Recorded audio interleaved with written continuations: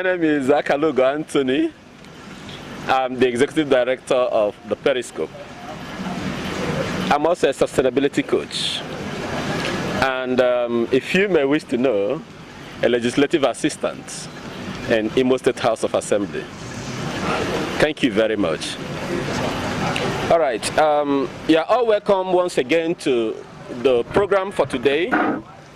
As you all know, the Periscope is poised to bring brains together. We know that here in Nigeria sometimes you have some fantastic brains who, as a result of not having the right platform where they'll be able to exchange ideas, they'll be able to rub minds together, a lot of our potentials remain potentials. But when we come together and we cross-pollinate, we share ideas, before you know it, one or two ideas can spring up and you see yourself being more productive. So this forum is made for people who are professionals in their different walks of life, different areas of endeavors, to come together, to reason together, to discuss together, to network. And when we do that, we are strengthened the more. Because when I know you, when I know you, when I know this person, I know this person, definitely I will have a better approach to my challenges. I wouldn't call them problems, because I know that once you have a clue to how it will be resolved, it's no more a problem but a challenge. So we will be able to put our heads together and see how to cross the various obstacles posed in our immediate environment and our society. Today's topic, we are to discuss the proposed VAT increase in Nigeria. The proposed VAT increase in Nigeria. Presently, you and I know that whenever you mention VAT in Nigeria, what comes on your mind is 5%, isn't it? What is VAT? We'll start from the point of what is VAT. What is the essence of attempting to increase VAT? How will it impact on our economy? How will it impact on you? How will it impact on I? How will it impact on our production system? Is it the ideal thing to do at this point?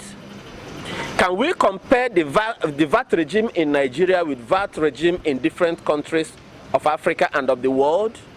These are some of the perspectives we bring to this discourse.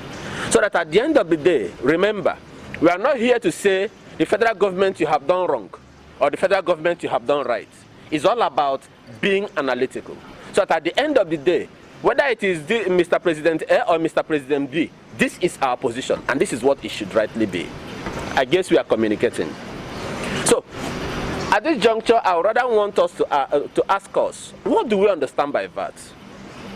Okay, basically from my own point of view, I'd say VAT is simply value-added tax, and what this means is that for every value you derive, the stipend you pay to the regulatory body, kind of. So I buy this phone, for instance, and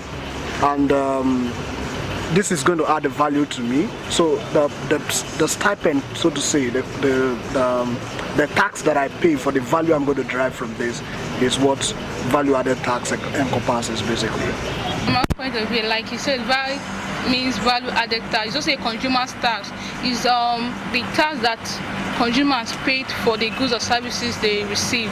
For example, if a manufacturing company produces a goods of 100 naira, they add a tax of 15 naira into which it is the consumer or the buyer that is paying the tax. At the end of the day, the company pays that tax to the government. That's what I understand as VAT. So in a nutshell, from what everyone is contributed, I would want to make it a little simpler, so everyone will just understand. The money that is paid by that consumer, any individual, whether it's a government agency, whether it's a private agency, whether it is just a private individual, that money that you pay for that which you are consuming, consumption in this instance may not really be eating it. Just like what my brother said, if the item adds value to your life, value in terms of maybe it helps you make proper communication, maybe it makes you grow, maybe it gives you information into other things, that money that you pay, that is your value added tax. And every individual, whether he knows or not, pays value added tax on items or services that require value added tax, that have been slammed with some tax called value added tax by government or by the act establishing it. So by the time, for example, if you are buying an item for 15 naira, the fact that you paid 15 naira simply means that if that item is taxable or has been taxed, maybe the tax on it could be 1 naira and you paid 15 naira, you just paid your value added tax of 1 naira. So it is not whether you have a tax form to show that you have paid tax or you have a tax record. VAT is that which is paid by every single individual in a particular nationality, without you, whether you know it or not, whether you accept it or not, that's what you pay for what you enjoy. Thank you. Thank you. Before now, when you mention VAT, everybody feels 5%. So the 5% that we all know has been the regime in this country, how effective was it? How effective could we say that people were really paying and that the remittance was being successfully made to the government? Before we now talk about increment of tax. I have a question. Okay, thank you. When Mr. Victor was talking, he mentioned about if the product or service is taxable. So I want to say, does VAT apply to every product? Are there products that VAT does not apply to? If there are some products that or services that VAT doesn't apply to, is it possible to like classify them? That we know. I came to Westbrook Hotel. I wanted to buy a bottle of water. They say it's 200 naira. Am I paying tax, VAT on that? It's a very, very good question. So we get to know whether we are paying VAT on every item.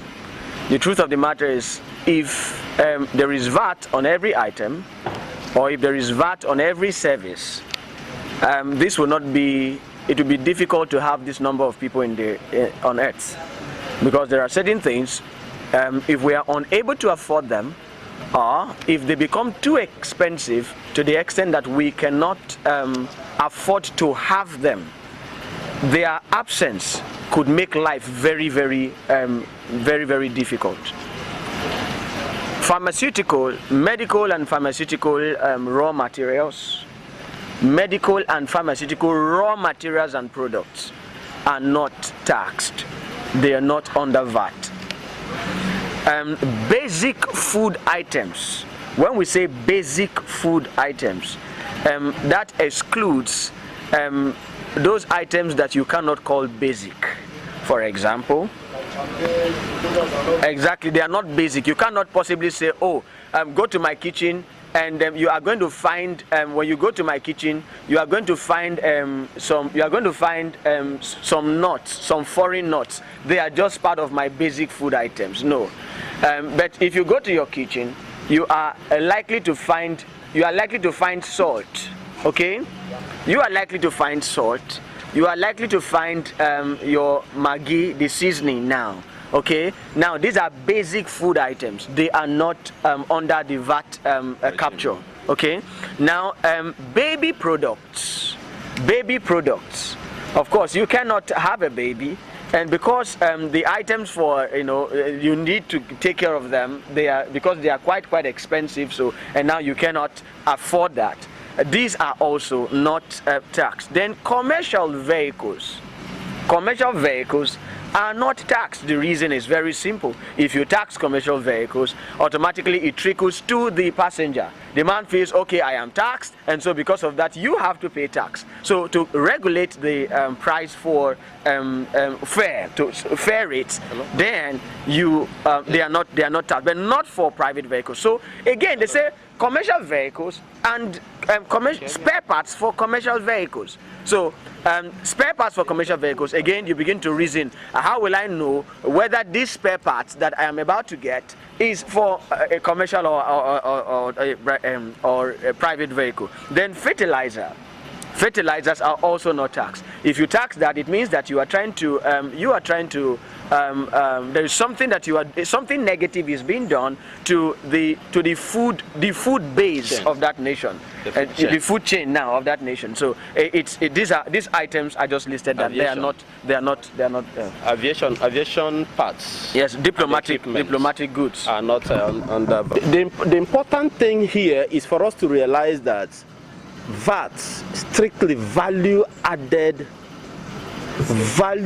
services, value added. So is sort of trying to tax the extra benefits. You understand? So it's not really meant to inflict pain on the people, but to be able to have an intelligent way of extracting some income for the government, for everybody. So we now ask ourselves, the 5% regime that was in operation, was it effectively implemented? I know that many of us go out there, we buy some things, we go to some shops, after everything they say they're adding VAT. How many of them actually were remitting that to the government? So before we now talk about increasing VAT, we also talk about effectiveness of the VAT system, which we all know that many a time people default in remittance of the VAT. So that is an important thing. We also have to remind the authorities that there is need to optimize the VAT, the present regime of VAT management system. We know that the way they share the VAT, they don't share it equitably across all the states. VAT they have a percentage. Every state that has a higher VAT remittance has a higher retention. That simply means a state that has more improved economic operation has higher VAT share. Just like Lagos, when you talk about how much Lagos makes from all this and all that, Lagos is not the same thing as Imo. So it simply means if we are able to develop the economic ecosystem of Imo State, it will also help us to increase whatever be the money the state government will also be getting as its own share from VAT and every other remittance. Very, very key. Now, when we now look at it from that angle, we know that different countries in the world have a VAT regime, like in the UK and in some of the countries. It's not one rate serves all. There are certain things that have different VAT graduation, and they stick to it. But in Nigeria, it is one rate serves all. So out there in the UK, you can have something that has up to 10% VAT on it, depending on how luxurious that consumption is. Like my brother rightly pointed out, the very basic things required for sustenance of life are not VATable.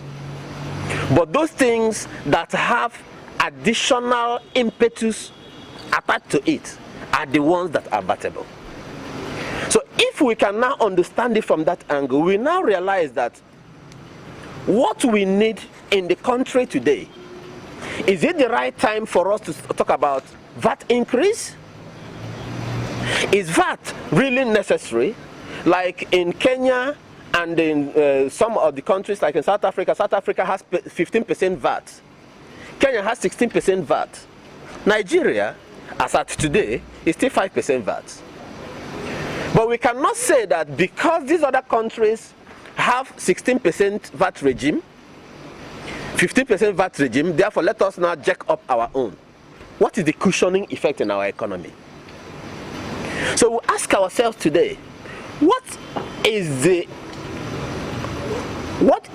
going to be the advantage and the disadvantage of increasing VAT to 7.2% or 7.5% as the government has said, which was supported by the Senate as at yesterday's resolution? What do we think will be the effect of VAT increase in our economy? The floor is open, please. Why this increase? Why is it necessary that we increase VAT in Nigeria? So if we're able to treat that before we take it from there. What do you think they gave as their reason? The report so far, the information we're getting from the presidency, say they need to recoup more revenue to fund the 2020 budget. Is that the only way the government could have raised the money to fund the 2020 budget? Government is not sincere on this VAT issue. That the claim that is all about how to raise funds in order to for infrastructure development, I think it's a small screen